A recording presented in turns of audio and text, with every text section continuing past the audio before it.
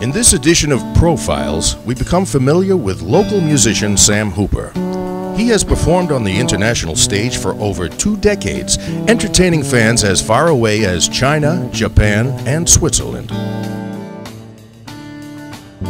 The Boston Phoenix writes, Sam Hooper has developed his own breed of blues, blending the signatures of driving soul and funk with tight, focused, chops-intensive musicianship. The binoculars you gave me. Sam Hooper has released 2 critically acclaimed CDs under his own name, titled All Caught Up and East. From Mexico, jumped in the trash, just in time for a pickup on Monday. And since you've been gone, I've noticed that one by one, tear by tear, the gifts that remind me of you are leaving me too.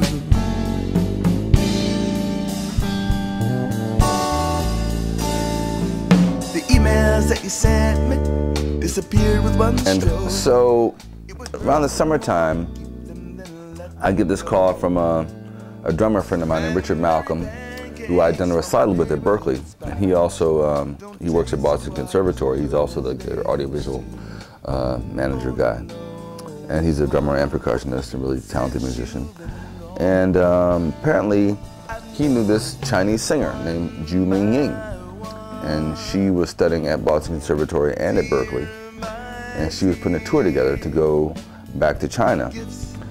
And she was a huge star already in China, huge.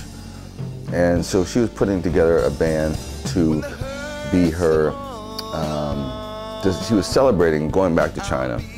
It was her dream to bring back an American band. And it was called the Dream of an Artist Tour. And so we left in, I think, like August of 1990, stayed till like the beginning of October, so it was like almost 3 months. We toured 14 cities in China. We played about 31 concerts.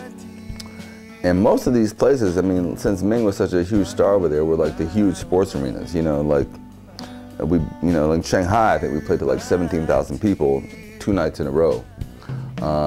Smaller cities would be more like maybe 6,000 people, whatever. But it was always like, can we travel first class? We played stayed in the top hotels.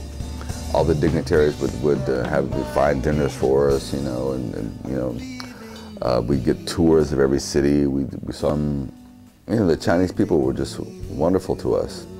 And we traveled with a huge entourage of like about 50 people, carried our own stage and light, 7 teenage dancers that were part of the show. Cause it was like a big 2-hour show. And Ming did most of it to background tapes, because she'd be doing stuff from Africa, different parts of Asia. She'd do like a Polynesian thing, and there'd be costume changes, and you know, different, you know, the dancers would do, you know, really authentic dances from those different places. And so we were the American part. So we played live, and Ming tap danced to us. We did like Patsy Cline.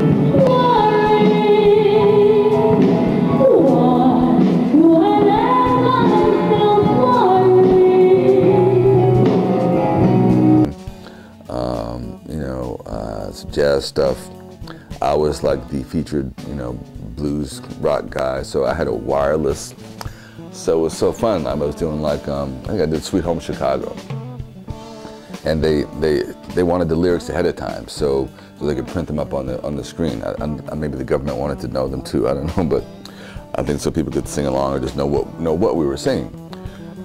Excuse me. And so I did Sweet Home Chicago and was able to like run up and down the ramp on this huge stage and like connect with the people, and it was a blast. It was just a blast. And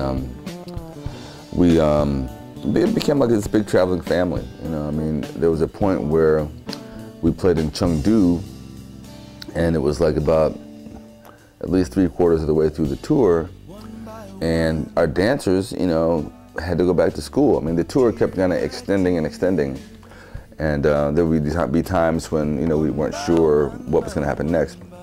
But at one point, the dancers had to go back to school, you know, so it was really tearful, you know, when we departed. They went back to school after we left Chengdu, and we flew up northeast to Shenyang and Dalian, and we had another group of dancers who were a little bit older, and so they finished up the tour with us. I think they were from a dance school up in that area. And